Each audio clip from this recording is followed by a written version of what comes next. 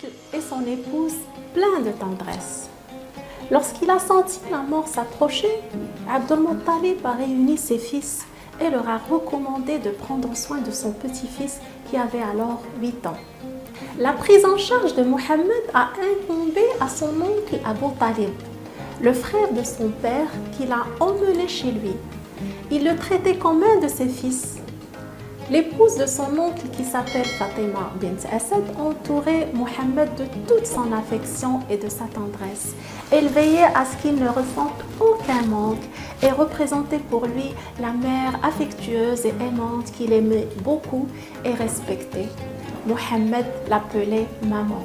Son oncle Abu Talib veillait à l'éducation et à la protection de son neveu, envers qui il redoublait d'affection et de tendresse. Abu Talib et sa famille habitaient dans une modeste maison située sur les hauteurs dans le quartier sud de Mecca. Il n'était pas riche et avait beaucoup d'enfants en charge. Il avait comme mission de nourrir les pèlerins et de leur donner à boire en puisant dans l'eau de la source de Zamzam située près de la Kaaba. Mohammed a dû souvent accompagner son oncle à la Kaaba, qui était entourée de plusieurs divinités. Allah l'a préservé de ces pierres insignifiantes offertes à l'adoration des foules ignorantes. Mohammed exerçait le métier de berger.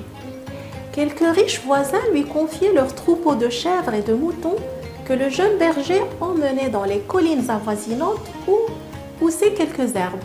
Il avait l'habitude de passer toute sa journée dans ce paysage presque aride, délimité par de grandes montagnes, Jabal an-Nour et Jabal Qubays. Ce retrait, loin de la ville, a dû éventuellement cultiver chez lui l'amour de la contemplation de la nature et la méditation. Au coucher du soleil, il revenait chez lui où sa mère, l'épouse de son oncle, l'accueillait avec bienveillance et lui préparait à manger. Il lui arrivait des fois où elle se privait de nourriture et donnait à Mohammed de quoi apaiser sa faim. Nous allons voir la suite des événements dans le prochain